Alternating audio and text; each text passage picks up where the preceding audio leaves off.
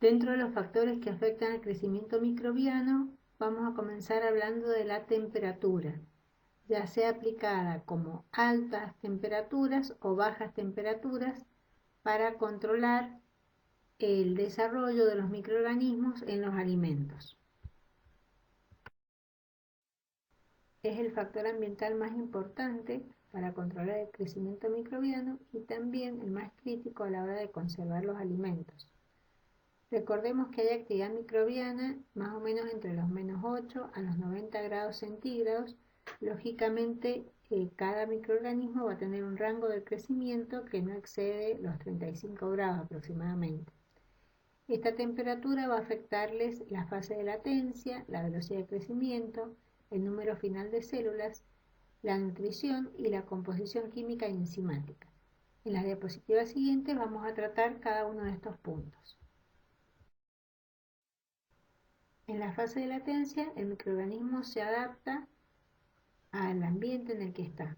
Esa adaptación va a ser corta o breve si cuenta con las condiciones óptimas. Por ejemplo, la temperatura cercana al óptimo.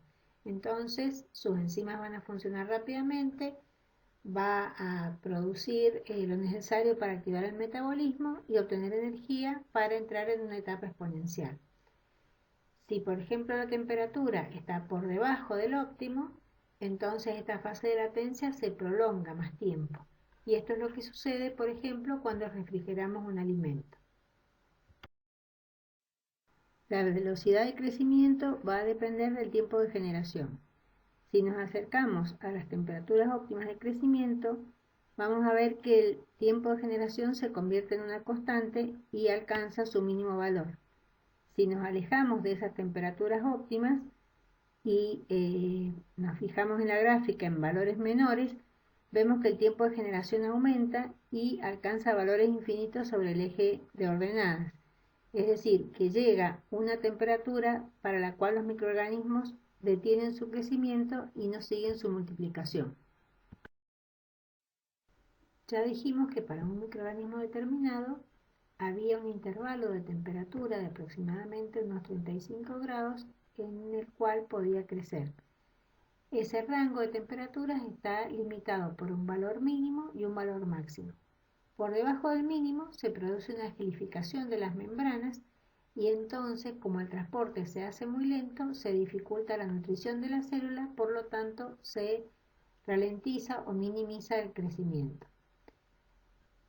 Por encima de ese valor mínimo, las velocidades enzimáticas cada vez son mayores, es decir, que aumenta la velocidad de reacción.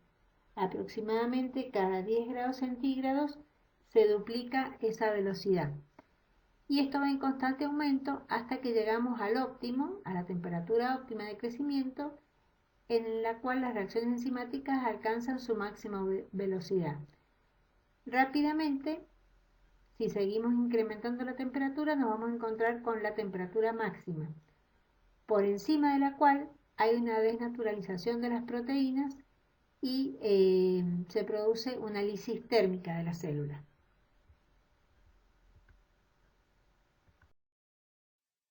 Recordemos cómo se clasifican los microorganismos según el rango de temperatura en el que pueden crecer. Nos van a interesar, para el caso de los microorganismos relacionados a los alimentos, los tres primeros grupos.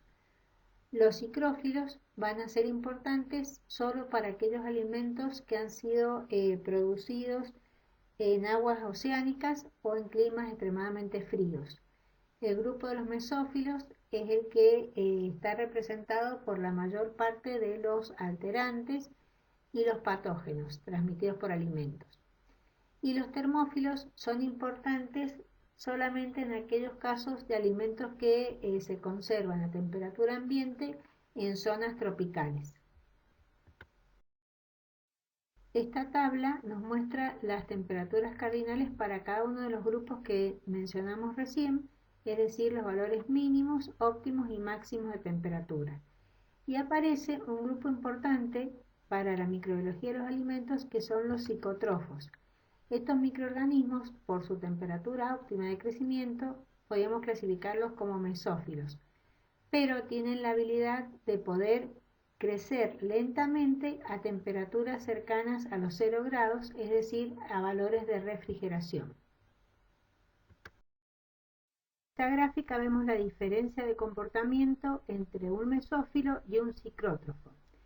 Si bien los dos van a crecer a temperaturas óptimas de alrededor de 30 grados, el mesófilo, a medida que disminuye esa temperatura y se aleja del óptimo, rápidamente aumenta mucho su periodo de latencia, hasta prácticamente hacerse infinito. En cambio, un psicótrofo también crece en temperaturas óptimas alrededor de 30 grados, pero a medida que desciende la temperatura, se ve afectada el periodo de latencia, pero en mucho menor medida, es decir, que va a seguir creciendo lentamente, pero lo va a hacer igual a temperaturas de refrigeración. En este listado de géneros de bacterias psicótrofas aparecen en azul los microorganismos alterantes de alimentos y en negro algunos microorganismos que son indicadores o que son patógenos de alimentos. Este grupo de psicótrofos es muy importante porque van a crecer lentamente en temperaturas de refrigeración, y si los tiempos de almacenamiento son prolongados, pueden aparecer alteraciones o un número suficiente de microorganismos como para que, si son patógenos, produzcan la enfermedad. Ahora vamos a hablar de la aplicación de las bajas temperaturas en la conservación de alimentos y cómo afectan a los microorganismos presentes. Primero vamos a hablar de refrigeración y a continuación de la congelación. La refrigeración es el proceso por el cual se aplican bajas temperaturas cercanas al punto de congelación de los alimentos, pero superiores al mismo. Estamos hablando de un rango entre -1 a +7 grados centígrados. Estos valores van a ejercer una acción selectiva sobre la microbiota presente en el alimento, sobre todo sobre los mesófilos. Los mismos van a verse afectados en su crecimiento, generalmente afecta más a los microorganismos gram negativos, son más susceptibles, y se produce una disminución en la velocidad de crecimiento, como vimos recién en las gráficas. Se incrementa prácticamente al infinito el tiempo de latencia, pero sin embargo estos microorganismos no mueren, pueden tener algún daño subletal, y una vez que las temperaturas vuelvan a valores mayores, comienza su multiplicación. Se produce un shock por frío cuando el alimento se refrigera rápidamente, sobre todo si los microorganismos están creciendo en un medio pobre y se encuentran o se encontraban antes de la refrigeración en una etapa exponencial. El shock osmótico por frío se produce cuando el alimento se refrigera o se baja la temperatura sumergiéndolo en agua fría. Entonces, en ese caso hay pérdida de solutos del interior de la célula.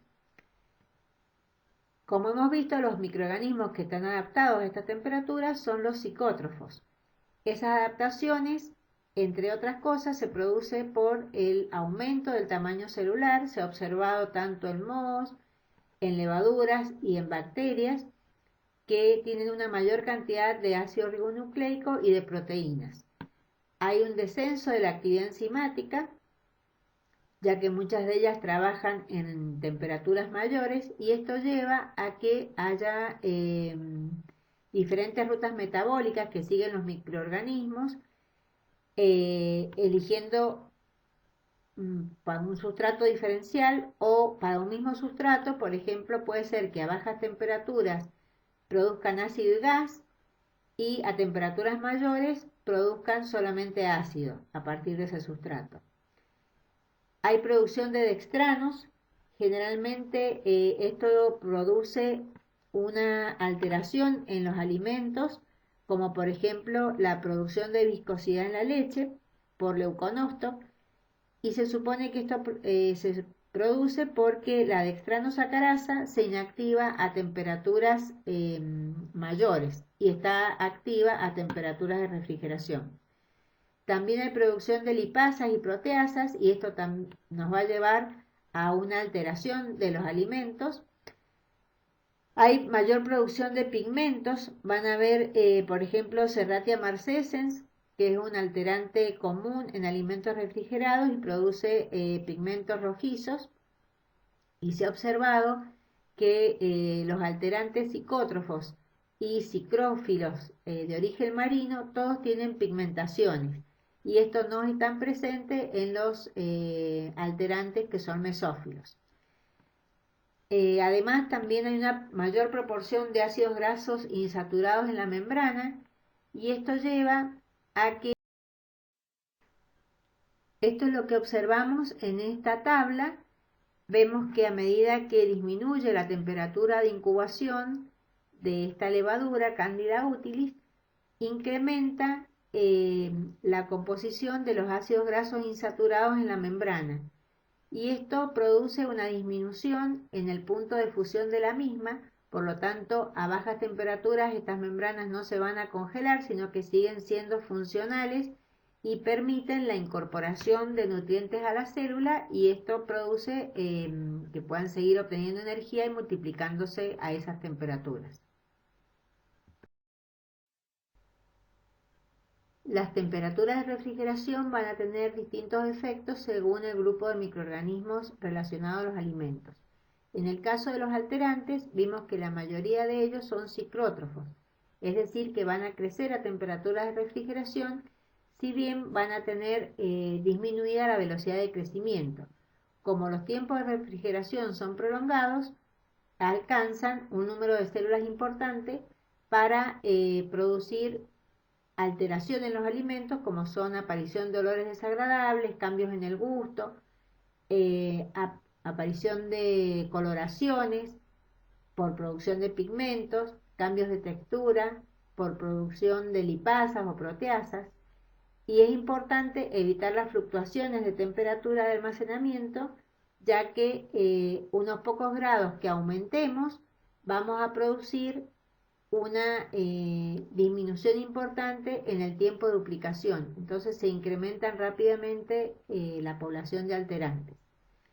Sobre los patógenos, la refrigeración tiene un efecto positivo porque la mayoría de ellos son mesófilos, si bien hay excepciones y crecen a estas temperaturas, Vibrio parhemolyticus, Yersinia, Listeria, los Clostridium botulinum tipo E y los no proteolíticos de los tipos B y F.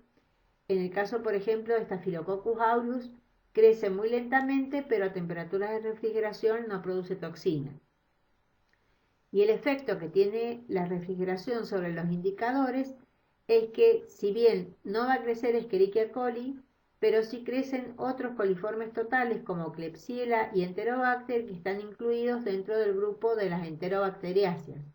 Entonces puede ser que en un alimento refrigerado, estos valores den altos, cuando en realidad no estaban un número presente inicialmente tan elevado en el alimento, sino que se multiplicaron en el mismo y aumentaron ese valor.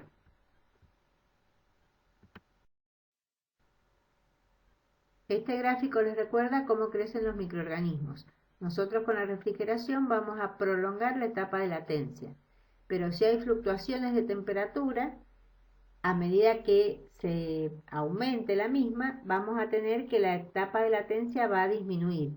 Y entonces podemos llegar a un corto periodo de tiempo en el cual se alcance una cantidad de células muy alta en el alimento, aunque esté refrigerado.